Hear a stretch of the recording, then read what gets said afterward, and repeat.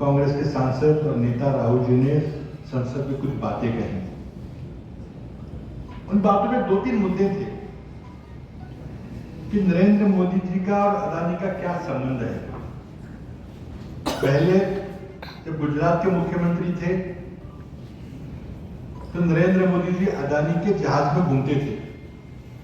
जब प्रधानमंत्री बने तब अपने ऑफिशियल फॉरेन ट्रिप में अदानी साथ जाते थे, मोदी जी के सरकारी विमान में जाते थे और जैसे ही सरकारी यात्रा समाप्त होती थी अदानी ग्रुप को बड़ा सा कॉन्ट्रैक्ट उस देश से मिल जाता था। सारे तथ्य रखे, सारी बातें रखी, काफी व्यवधान हुआ, उनको बोलने नहीं दिया, लेकिन उन्होंने अपनी बातें रखी और सिर्फ सादा सवाल पूछा कि अदानी के और नरेंद्र मोदी के क्या संबंध है।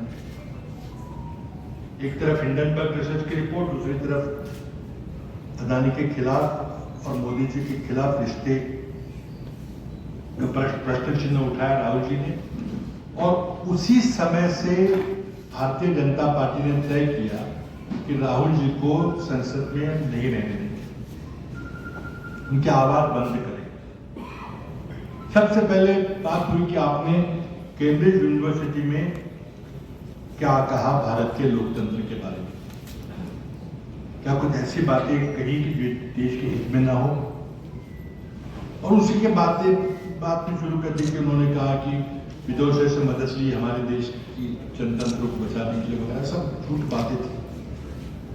उन बातों का स्पष्टीकरण करने के लिए राहुल जी ने लोकसभा के अध्यक्ष से समय मांगा, उनको समय नहीं दिया गया। जब भी उन्होंने बोलने की कोशिश की सत्ता पक्ष की तरफ से व्यवधान पैदा किया गया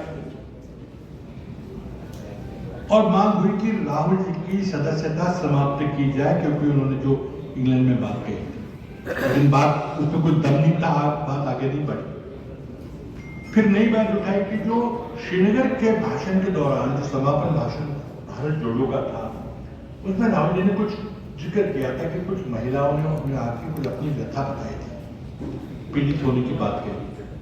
उस बात को लेकर पकड़ के थे कि आपने किससे बात की, कौन की पीड़ित महिलाएं, क्या उनके नाम आपने प्रकट किए, क्या आपने कानून का उल्लंघन किया है, सदस्यता रद्द की जाए। वो भी बात आगे नहीं चली। किसी तरह से राहुल गांधी की संसद की सदस्यता समाप्त करने की कोशिश चल रही थी। और इसी दायरे में एक जो मामला 5 साल से प्रारंभिक था, 2019 के चुनाव के दौरान कर्नाटक के कोलार में एक सभा में, जनसभा में राहुल जी ने उत्तेजित होकर बात कही थी कि कौन देश की संपत्ति लूट रहा है। जो लोग यहाँ के बैंकों को धोखा देके जनता का पैसा चुराकर भाग गए हैं, उनको भागने दिया है नरेंद्र मोदी की सरकार ने, पता होते समय कि ये फ्यूजिटिव्स हैं, उनको रोकना है, उनको जाने दिया था। उसकी बातें करते हुए उन्होंने कुछ बातें कही। 13 अप्रैल 2019 को तुरंत 3-4 दिन बाद देश भर की कई अदालतों ने, बीजेपी वालों ने राहुल गांधी के खिलाफ आपराधिक मानहानि का मामला दर्ज किया था। उसमें सूरत के कोर्ट में भी एक मामला दर्ज था। सूरत का मामला आगे चला। जो याचिकाकर्ता था पूर्णेश मोदी, जो कि गुजरात के पूर्व मंत्री थे और विद्यमान विधायक थे, वो मामला चला। राहुल जी को अदालत ने बुलाया, राहुल जी सूरत गए, अपनी साक्ष्य दी, स्टेटमेंट दिया। फिर पूर्णेश मोदी जो कंप्लेनेंट था, उन्होंने कहा कि नहीं, मामला रोक दो। और हाईकोर्ट में गए कि भाई मामले को स्टे किया जाए। हाईकोर्ट ने तुरंत मामले को स्टे कर दिया, मामला ठंडे बस्ते में पहुंच गया। जो न्यायाधीश, जो मैजिस्ट्रेट वो मामला सुन रहे थे, दवे उनका नाम था, उनको याचिकाकर्ता ने गुजारिश की कि ये मामला फिर से राहुल जी को बुलाया जाए। उन्होंने कहा नहीं भाई, एक बार मैंने बुलाया, फिर नहीं बुलाऊंगा।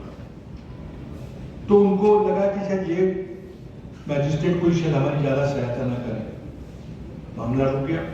और अचानक इस साल फरवरी में पूर्णेश दुबे जो याचिकाकर्ता थे, फिर हाईकोर्ट के पास गए कि साहब ने मामला जल्दी से सुनवाई कराइए और मजिस्ट्रेट को बताइए कि जल्दी से सुनाइए। तुरंत गुजरात हाईकोर्ट ने मामला फिर शुरू कर दिया फरवरी में, और 1 महीने के अंदर सूरत मैजिस्ट्रेट कोर्ट ने राहुल गांधी के खिलाफ आपराधिक मानहानि का जो केस चल रहा था उसमें फैसला सुनाया, उनको अपराधी पाया और 2 साल की सजा, सेंटेंस ऑफ 2 इयर्स कर दी।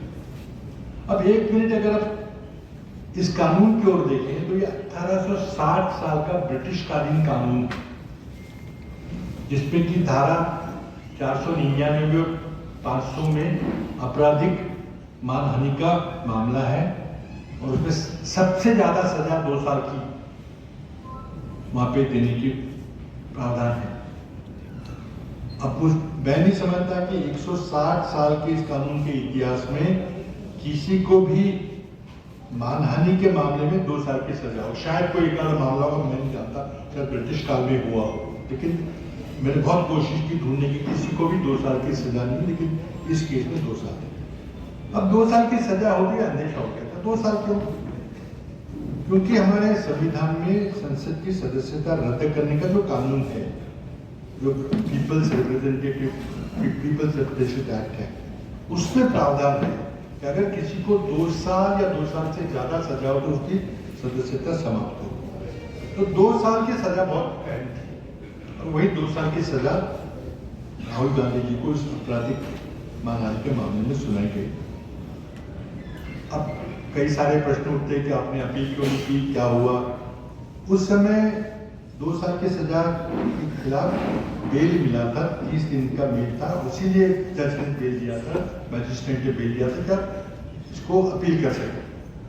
अब वो कोर्ट का जो फैसला था वो गुजराती में था, 180 पन्ने का था, उसको वेरी केयरफुली उसका भाषांतर करना आवश्यक था।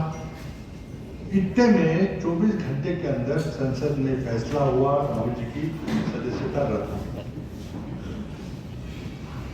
अब रद्द हुई, शायद जेल जाना पड़े क्योंकि अपील की प्रोसेस तो हो गया। तुरंत अगले दिन घर खाली करने का नोटिस दिया। अब दोनों जेपी साहब और सुरेश भाई भी मेरे साथ सांसद थे, मैं 20 साल था।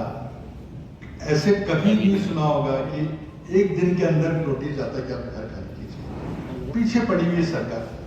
लेकिन राहुल जी ने फिर उसके कुछ दिन के बाद जब एआईसीसी में प्रेस कॉन्फ्रेंस लेकर बताया कि मुझे चाहे जिंदगी भर आप संसद से निलंबित कीजिए या जेल डालिए, मैं बोलूंगा जरूर, भारत की देश की जनता के हित में बोलूंगा। उन्होंने दूसरा सवाल पूछा कि अदानी समूह के 38 बेनामी कंपनियां हैं जो मॉरिशस बेस्ड हैं, जिसको अदानी, गौतम अदानी के भाई विनोद अदानी चलाते हैं। उस बेनामी कंपनियों में 20,000 करोड़ का धन आया है, वो कहां से आया? क्यों? अगर अदानी का खुद का पैसा होता तो विदेश में लगा देते हो। ये बेनामी कंपनियां बनाने की, शेल कंपनियां बनाने की, मॉरिशस में जाके कंपनियां बनाने की क्या आवश्यकता थी? और इन कंपनी में 20,000 करोड़ कहां है? $2.5 बिलियन कहां से आए? अब ये इस सवाल का जवाब देना आसान नहीं है, सच्चाई बतानी पड़ेगी। और ये सवाल नरेंद्र मोदी जी से पूछा गया था, ये सवाल भारत सरकार से पूछा गया था, और एक तरह से ये सवाल भारत सरकार की जो नियामक संस्थाएं हैं, जो रेगुलेटरी एजेंसीज हैं, सेबी है या कंपनी अफेयर्स है या आरबीआई है, उनसे पूछा गया था, क्योंकि संसद में सवाल पूछा था। और जो आरोप किए गए थे विदेशी भाषण के लिए, जब उन्होंने अध्यक्ष से अनुमति मांगी कि मुझे स्पष्टीकरण देने का मौका दिया गया, नहीं दिया गया। जब उन्होंने संसद में कुछ बातें रखी तो वो भाषण एक्सपंज कर दिया गया, संसद के रिकॉर्ड से हटाया गया। खड़गे जी का भी राज्यसभा से हटाया गया, जो कभी होता नहीं। और सबसे आश्चर्य की बात है कि जैसे ही संसद का अधिवेशन, संसद का सत्र आरंभ होता था, सत्ता पक्ष के 350 लोकसभा के सांसद कूद पड़ते थे और किसी को कुछ बोलने नहीं देते थे। एक अक्सर तो ये होता है कि विपक्ष जो छोटी संख्या में होता है वो व्यवधान करता है, लेकिन यहाँ तो सत्ताधारी पक्ष जिसके 350 सांसद है, वही संसद को बंद कर रहा था। मकसद एक ही था कि राहुल जी को अपनी बात कहने का मौका न मिले। और इस परिस्थिति में आज हम आए हैं। कई लोगों ने और ज्यादा स्पष्ट आरोप लगाए हैं कि ये पैसा किसका है, इशारा किसकी तरफ है जानते हैं, लेकिन हम जवाब लेकर रहेंगे। ये पैसा भारत की जनता का है, ये पैसा भारत के आम आदमी के जेब से चुराया हुआ पैसा है और किसी व्यक्तिगत लाभ के लिए, निजी लाभ के लिए इस पैसे का इस्तेमाल हो रहा है और इसका जवाब देना पड़ेगा। तो मैं इस पे कहने का सिर्फ मुद्दा है कि नरेंद्र मोदी इतने क्यों डरे हैं, राहुल जी को बात करने से क्यों रोक रहे हैं, उनको संसद की सदस्यता क्यों रोकी है, उनको जेल भेजने की तैयारी है। ऐसे कौन सी बात कह दी जिससे इतने ज्यादा उत्तेजित हो गए प्रधानमंत्री। आप जानते हैं प्रधानमंत्री कभी जवाब तो देते नहीं। 9 साल में उन्होंने एक भी पत्रकार वार्ता परिषद नहीं ली। भारत के इतिहास में, किसी भी जनतंत्र के इतिहास में ऐसा कोई राष्ट्र नेता नहीं होता कि जो प्रेस से बात ही न करे। लेकिन वो 9 साल से आपके साथ सामने नहीं आए, आपने भी कुछ कहा नहीं कि वो आपसे बात नहीं करते। लेकिन बात क्या करेंगे, जवाब क्या देंगे, जवाब उनको संसद में देना पड़ेगा। बहुत लंबी चौड़ी बातें करते हैं, लेकिन इस मुद्दे पे वो प्रश्न भी सुनने को तैयार नहीं है, उत्तर की तो दूर नहीं, लेकिन उनको जवाब देना पड़ेगा। कांग्रेस पार्टी तो कांग्रेस पार्टी के नेता राहुल गांधी उनसे जवाब लेकर रहेंगे। उसके लिए चाहे हमें देश भर आंदोलन करना पड़े,